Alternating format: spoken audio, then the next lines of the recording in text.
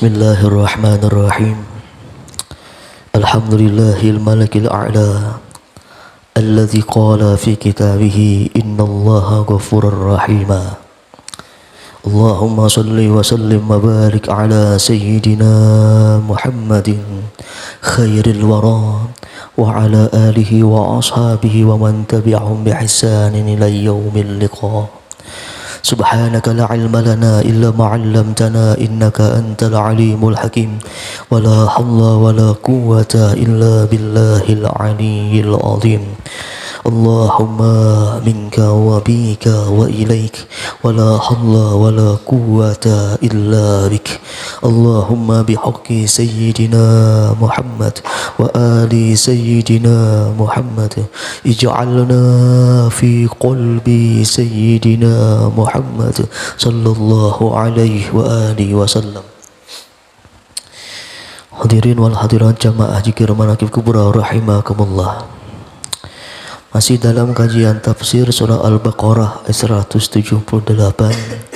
Allah Subhanahu wa taala berfirman, A'udzu billahi minasyaitonir rajim. Bismillahirrahmanirrahim. Ya ayyuhalladzina amanu kutiba alaikumul qisasu fil qatla al-hurru bil hurri wal 'abdu bil 'abdi wal unsa bil unsa faman 'ufiya lahu min akhihi syai'un fattiba'un bil ma'rufi wa ada'un ilaihi bi ihsan. Dzalika takhfifun min rabbikum wa rahmah faman i'tada ba'da dzalik falahu 'adzabun alim. Allah Subhanahu wa taala berfirman, wahai orang-orang yang beriman. Allah menyuruh orang yang ada di dalam hatinya keimanan. Kutiba alaikumul qisasu fil qatla, difardukan, diwajibkan atas kalian itu qisas pada sesuatu yang berkaitan dengan yang terbunuh. Al-hurru bil hurri wal 'abdu bil 'abdi wal unsa bil unsa. Orang yang merdeka dikisos dengan orang yang merdeka, hamba sahaya dikisos dengan hamba sahaya, dan perempuan dikisos dengan perempuan pula. Faman 'ufiya lahu min akhi syai'un fattiba'un bil ma'ruf wa adun ilaihi bi ihsan. Barang siapa mendapatkan kemaafan daripada saudaranya, maka hendaklah mengikutkan orang yang beri maaf dengan kebaikan, dan hendaklah pula orang yang dimaafkan itu membayar diat, membayar denda ganti rugi kepada orang yang memaafkan dengan cara yang baik pula. Dzalika takhfifun min rabbikum wa rahmah. Yang demikian itu merupakan keringanan dan kasih sayang dari Tuhan kalian. Faman i'tada ba'da dzalik, barang siapa lampau batas sesudah demikian itu, falahu 'adzabun alim, maka bagi mereka azab yang sangat pedih. Alhamdulillah, 2 minggu yang kemarin kita telah membahas apa itu qisas, baik secara bahasa atau secara istilah. Dan juga kita telah membahas pula apa itu bayar diat, apa yang dimaksud dengan bayar diat, dan jumlah yang ditentukan dengan dalam diat. Dan insyaallah dalam kesempatan kali ini yang akan kita kupas, dzalika takhfifun min rabbikum wa rahmah. Dzalika takhfifun min rabbikum wa rahmah. Yang demikian itu membayar diat. Tidak diwajibkan qisas, membayar diat 100 ekor unta bagi laki-laki yang merdeka dan 50 ekor unta bagi perempuan yang merdeka. Menurut Imam Nawawi dalam kitab Minhajut Thalibin, yang demikian itu takhfifun min rabbikum wa rahmah, merupakan keringanan dan kasih sayang dari Tuhan kalian. Jadi Allah memberikan pilihan, boleh kada qisas asalkan bayar diat, dengan syarat mendapatkan kemaafan dari ahli waris yang dibunuh. Ini merupakan takhfif dan rahmat. Karena di zaman Nabiullah Musa alaihissalam tidak ada istilah bayar diat, harus qisas. Siapa yang membunuh akan dibunuh. Dalam syariatnya Rasulullah sallallahu alaihi wasallam ada pilihan demikian. Apakah qisas ataukah bayar diat? Hal demikian merupakan takhfif dan juga rahmah daripada Tuhan kepada kita. Hadirin wal hadirat jamaah jikir manakim kubra rahimakumullah. Kalau sejenak kita lihat dari sejarah umat-umat yang terdahulu sebelum umatnya Rasulullah sallallahu alaihi wasallam, maka kita akan tahu betapa Allah itu sangat sayang kepada umatnya Rasulullah sallallahu alaihi wasallam. Kalau kita bandingkan kita ini dengan umat-umat terdahulu, akan nampak sayangnya Allah, akan nampak takhfifnya Allah, keringanan Allah kepada kita selaku umatnya Rasulullah sallallahu alaihi wasallam. Bahkan ada Imam Ahli Sunnah wal Jamaah Sayyid Muhammad bin Alwi al-Maliki al-Hasani, beliau ini pernah mengarang sebuah kitab namanya Khosaisu Ummati Muhammadiyah. Di dalam kitab beliau Khosaisu Ummati Muhammadiyah ini beliau menyebutkan beberapa perbedaan antara umat dulu dan dengan sekarang. Perbedaan umat sebelum umatnya Rasulullah sallallahu alaihi wasallam dengan umatnya Rasulullah sallallahu alaihi wasallam. Banyak perbedaannya yang menunjukkan rahmatnya Allah dan takhfifnya Allah. Di antaranya Syed Muhammad bin Alwi al-Maliki al-Hasani, beliau menyebutkan perbedaan umat terdahulu dengan umat sekarang. Kalau umat terdahulu itu, kalau pakaiannya terkena kotoran, terkena najis, maka pakaian tersebut wajib dipotong. Qata'u ma asabahu. Kalau ada pakaian yang kena kotor atau kena najis, cara mensucikannya harus dipotong. Tidak bisa dibasuh atau tidak bisa dicuci, harus dipotong. Kalau umatnya Rasulullah sallallahu alaihi wasallam, kalau pakaian kita terkena kotor atau najis, kita bisa mensucikannya dengan dicuci dengan air yang mutlak atau air yang suci dan sungai mensucikan. Ini salah satu perbedaannya umat sekarang, umatnya Rasulullah sallallahu alaihi wasallam dengan umat-umat terdahulu. Ada lagi perbedaannya, kata Syekh Muhammad bin Alwi al-Maliki al-Hasani, perbedaannya antara umat dulu dengan umat sekarang. Kalau umat dulu, mereka itu mengisolasi perempuan yang haid. Jadi kalau istrinya haid, mereka isolasi. Mereka mengisolasi perempuan yang haid. Maksudnya apa? Mereka mengeluarkan dari rumah perempuan yang haid. Bahkan makan bareng pun dilarang antara suami dan perempuan yang haid. Saking kerasnya syariat dulu, kalau istrinya sedang haid itu harus beda rumah. Bahkan makan bareng pun dilarang. Berbeda dengan umatnya Rasulullah sallallahu alaihi wasallam, kalau kita masih diperbolehkan satu rumah dengan perempuan yang haid. Bahkan satu kamar pun diperbolehkan dengan perempuan yang haid. Bahkan satu ranjang pun diperbolehkan dengan perempuan yang haid, asalkan jangan bersetubuh dengannya. Ini termasuk keringanan dan rahmat daripada Allah Subhanahu wa taala kepada umatnya Rasulullah sallallahu alaihi wasallam. Ada lagi perbedaan umat dulu dengan umat sekarang. Kalau umat dulu itu diwajibkan qisas, bahkan pembunuhan itu sengaja atau tidak sengaja tetap wajib qisas. Jadi dia mau sengaja atau tidak sengaja membunuhnya itu tetap hukum qisas. Misal dia menembak binatang, tidak tahunya terkena orang, orangnya meninggal dunia, tetap harus qisas. Tidak ada pilihan yang lainnya. Itu Allah nyatakan dalam surah Al-Maidah di ayat 45. Katabna 'alaihim fiha innan nafsa bin nafsi.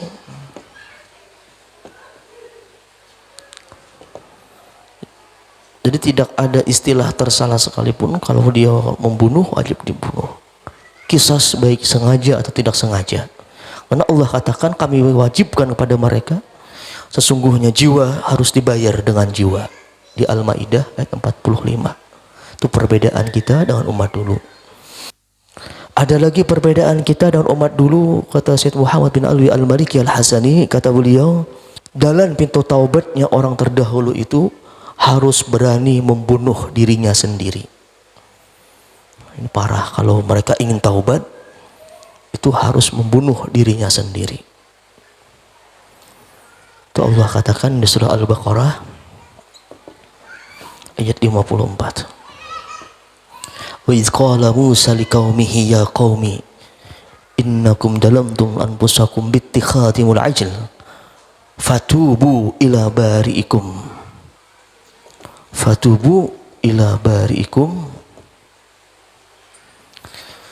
faqtulu anfusakum, bunuhlah diri kalian. Fatubu ila bari'ikum, bertaubatlah kepada Tuhan kalian. Lalu apa? Faqtulu anfusakum, bunuh diri kalian. Jadi jalan taubatnya umat terdahulu, mau tidak mau harus berani bunuh diri kalau ingin taubat. Bahkan kata Syekh Muhammad bin Alwi Al-Maliki Al-Hasani, kata beliau, bahkan dengan dosa kecil pun kalau ingin taubat harus bunuh diri. Misal dosa berbohong atau dosa memandang perempuan yang haram untuk dinikahinya, bisa memandang perempuan yang haram untuk dipandangnya, atau berbohong atau sesuatu ghibah, fitnah. Bahkan dosa-dosa demikian pun kata Syekh Muhammad Ali Al-Maliki, taubatnya mau tidak mau harus membunuh dirinya. Faqtulu anfusakum dzalikum khairun lakum inda bari'ikum fataba alaikum, maka Allah baru menerima taubatnya. Fataba alaikum innahu wat-tawwabur rahim. Bayangkan kerasnya umat dulu. Kalau ingin taubat jalannya cuma satu, bunuh diri. Faqtulu anfusakum. Sangat berbeda dengan umatnya Rasulullah sallallahu alaihi wasallam. Kalau umat Rasulullah cara taubatnya itu tidak ribet, tidak mudah, tidak sulit, bahkan sangat mudah taubatnya umatnya Rasulullah sallallahu alaihi wasallam. Di antaranya kita lihat surah An-Nisa di ayat 110.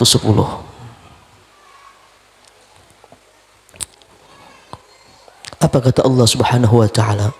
Wa may ya'mal su'an aw yazlim nafsah summa yastaghfirillah yajidillaha ghafurur rahima.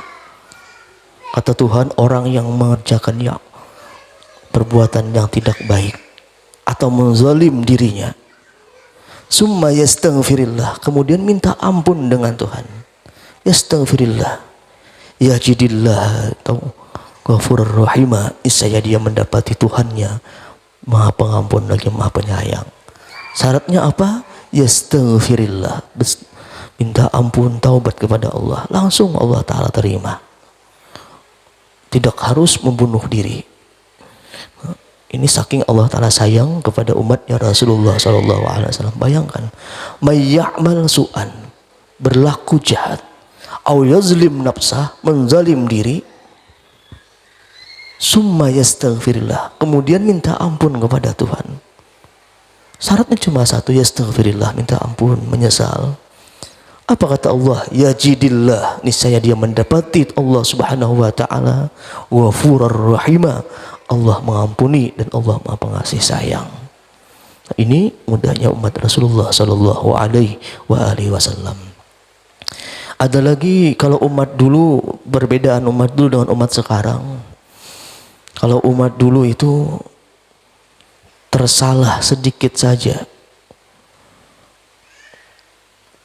kalau melakukan dosa, meskipun tidak dilakukan anggota tubuhnya, cuma dengan hatinya, tetap Allah Ta'ala tulis dosa.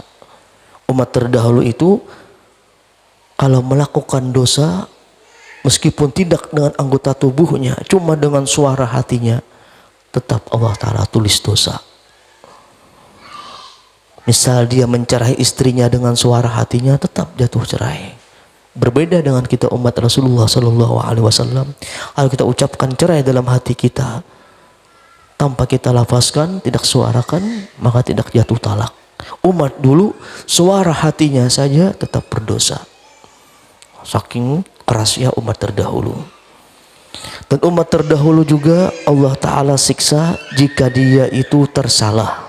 jika dia lupa, bahkan jika dia dipaksa tetap dosa.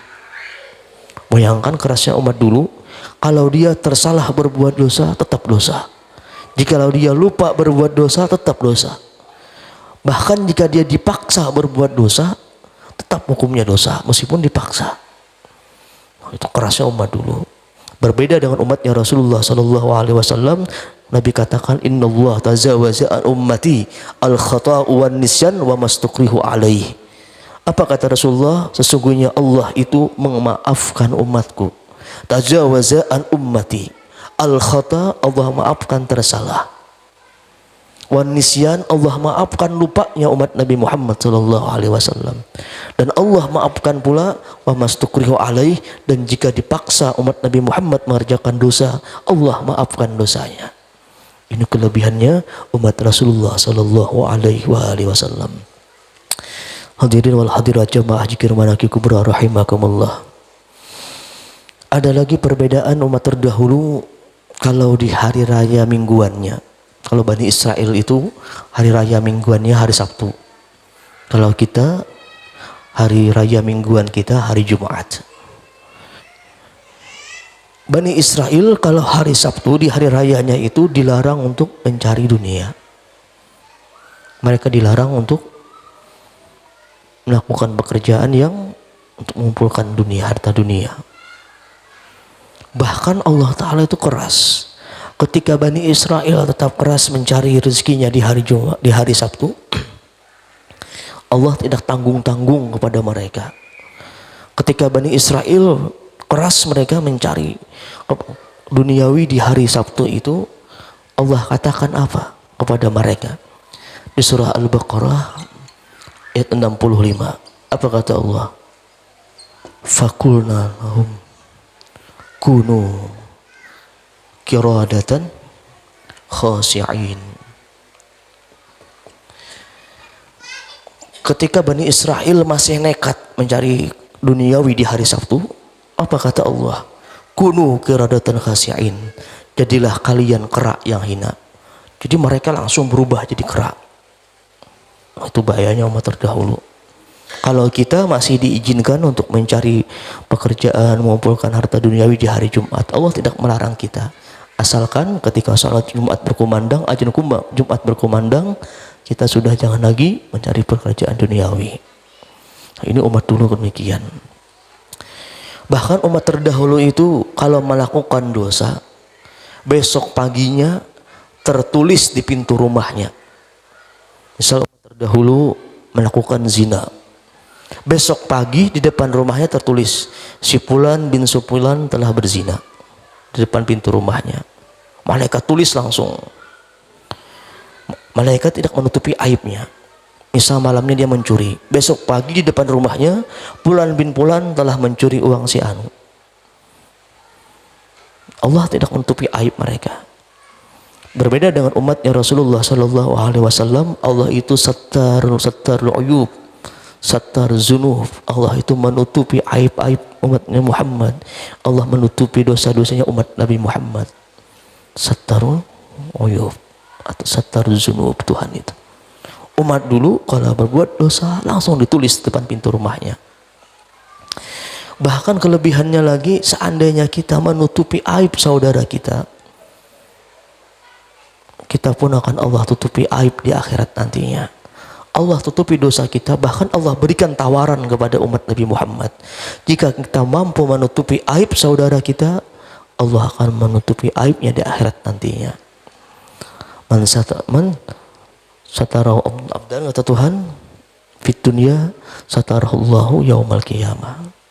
Pernah siapa menutupi aib hamba yang lain di dalam dunia, Allah tutupi aibnya di akhirat nantinya. Allah berikan tawaran, sudah Allah tutupi dosanya, aibnya, Allah berikan tawaran. Kalau di akhirat ini ditutupi aibnya, tutupi aib saudara di dalam dunia. Ini tawaran Tuhan lagi kepada umat Nabi Muhammad sallallahu alaihi wasallam. Ada lagi perbedaan umat dulu dengan umat sekarang. Kalau umat dulu itu saking kerasnya Allah Subhanahu wa taala kepada mereka, mereka itu kalau satu melakukan kebaikan, Allah cuma menulis satu. Allah tidak melipat gandakan seperti umatnya Nabi Muhammad sallallahu alaihi wasallam. Kalau kita satu kebaikan dibalas 10 sampai 70, bahkan sampai 700, dan sampai tidak ada hitungannya lagi, tergantung keikhlasan kita ketika mengerjakan amal ibadah. Umat dulu tidak demikian. Umat dulu kalau melakukan satu kebaikan cuma ditulis satu kebaikan. Tidak Allah lipat gandakan seperti umatnya Rasulullah sallallahu alaihi wasallam. Hadirin wal hadirat jamaah zikir manaqib kubra rahimakumullah. Dan masih banyak lagi yang dikatakan Syekh Muhammad bin Ali Al-Maliki dalam kitab beliau tentang perbedaannya umat Nabi Muhammad dan juga umat terdahulu. Beliau banyak menyebutkan di kitab tersebut perbedaan-perbedaan kita dan perbedaan-perbedaan umat-umat terdahulu. Saking banyaknya beliau menyebutkan kelebihan-kelebihan kita, sehingga selayaknya kelebihan-kelebihan ini menjadikan motivasi kita untuk apa? Lebih bersyukur kepada Allah Subhanahu wa taala. Karena tanpa kita minta, tanpa kita berdoa, kita dijadikannya sebagai umatnya Rasulullah sallallahu alaihi wasallam. Bahkan Nabi Musa, Nabi Adam, mereka sangat iri ingin jadi umatnya Rasulullah sallallahu alaihi wasallam. Padahal Nabi Adam dan Nabi Musa itu sudah nabi dan juga rasul, tetap iri ingin jadi umatnya Muhammad sallallahu alaihi wasallam. Sedangkan kita semua yang ada di sini tanpa kita minta, tanpa kita berdoa, Allah jadikan sebagai umatnya Rasulullah sallallahu alaihi wasallam. Bahkan bukan itu saja. Allah katakan dalam surah Ali Imran ayat 110, Allah jadikan kita kuntum khaira ummatin ukhrijat linnas. Kita ini Allah jadikan sebagai umat terbaik bagi manusia. Allah jadikan sebagai umat yang terbaik daripada umat-umat yang lain. Khaira ummatin ukhrijat linnas. Dan juga kelebihan-kelebihan ini seharusnya menambah kita pula untuk senantiasa bersalawat kepada Rasulullah sallallahu alaihi wasallam, bersyukur kepada Allah dan juga memperbanyak salawat kepada Rasulullah sallallahu alaihi wasallam. Karena mulianya kita, terbaiknya kita di antara umat-umat yang lain itu bukan karena diri kita, namun karena kita digandingkan dengan makhluk yang paling mulia. Sehingga kemuliaan makhluk yang paling mulia nempel di diri kita. Padahal kalau diri kita pribadi jauh lebih hina dibandingkan umat-umat terdahulu. Namun karena kita bergandeng dengan makhluk yang paling mulia, Allah muliakan kita. Itulah kenapa kita disebut sebagai umatnya Nabi Muhammad sallallahu alaihi wasallam. Karena kalau bukan nama beliau di ujung nama kita, tentulah kita tidak ada mulianya apa-apa. Nah, di kelebihan ini seharusnya membuat kita, motivasi kita untuk senantiasa bersalawat kepada Rasulullah sallallahu alaihi wasallam. Jadi perbanyak bersyukur kepada Allah dan jangan pernah lupa bersalawat kepada Rasulullah sallallahu alaihi wasallam. Karena sangat jauh perbedaan kita dengan umat-umat terdahulu. Aku qauli hadza wa astaghfirullahal azim li wa lakum wa lisal muslimina wal muslimat. Alhamdulillah. Al-Fatihah.